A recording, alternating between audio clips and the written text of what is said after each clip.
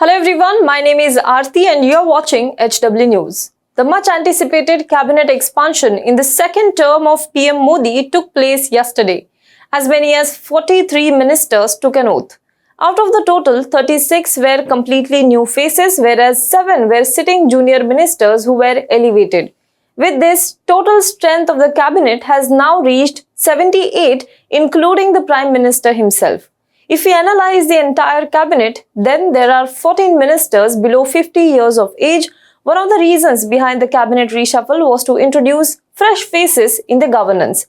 Now, the average age of Modi cabinet is down to 58, which is not much considering the average age earlier, which was 61.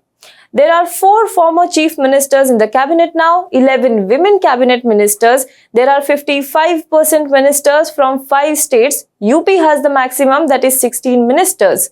So the representations of the states where assembly elections are pending have been especially focused on.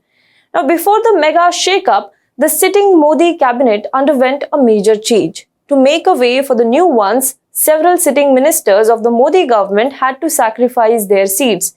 As many as 12 sitting ministers resigned yesterday. The high-profile casualties from yesterday's whole exercise were first, Health Minister Vardhan, second was Law and IT Minister Ravi Shankar Prasad, and third was Environment Minister and Information and Broadcasting Minister Prakash Javadekar. There was also Education Minister Ramesh Pokhriyal Nishank, who resigned yesterday. Now, as I said, though in the garb of cabinet reshuffle, looking at the controversies the government found itself over the ministries, it was bound to happen. The coronavirus pandemic has disrupted the entire world. India is among the worst hit by the pandemic. Our health infrastructure is stretched. The economy is going down and unemployment, poverty are riddling the society now. Health Minister was supposed to lead India's fight against COVID-19. But in the second wave, criticism mounted that government almost seemed invisible in the entire picture. Despite being a doctor himself and having been one of the pioneers of the polio eradication drive in the country, Harshvardhan's handling of the health ministry during the second wave was disastrous. The vaccination drive that was under health ministry came under heavy criticism from not only the states and people, but also from the Supreme Court. The vaccine shortage became the tipping point. Now, as far as Law and IT Ministry is concerned, in the past 6 months, both the ministries were involved in the major controversies in the country. In February, the new IT rules were introduced by the government.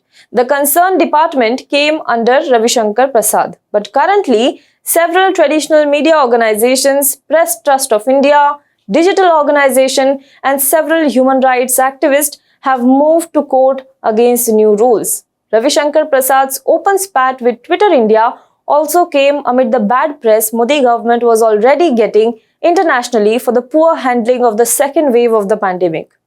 Now, as far as Prakash Javadekar is concerned, as Information and Broadcasting Minister, he failed to counter the damage and the bad press over government's handling of the pandemic. And secondly, the Environment Ministry was also embroiled in the controversy last year due to the draft Environment Impact Assessment. This received 17 lakh objections from the public, and there were campaigns run against it by the environment activists and enthusiasts alike.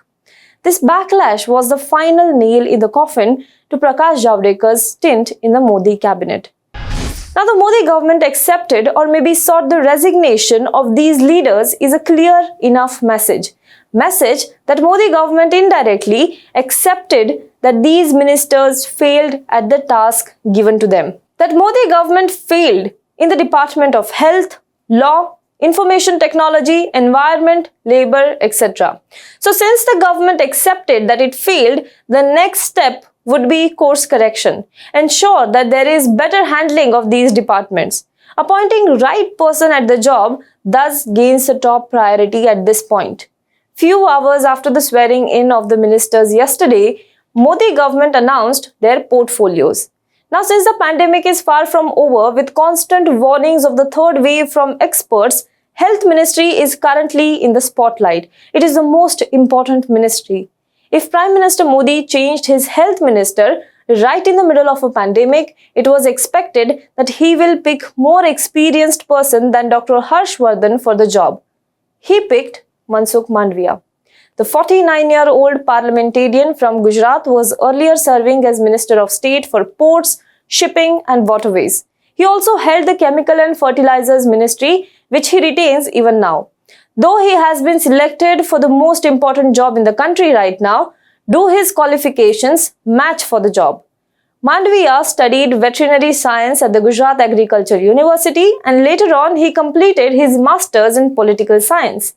He is known for taking long padayatras. Apparently, as an MLA, he undertook 2 padayatras to spread awareness about girls' education and the perils of addiction.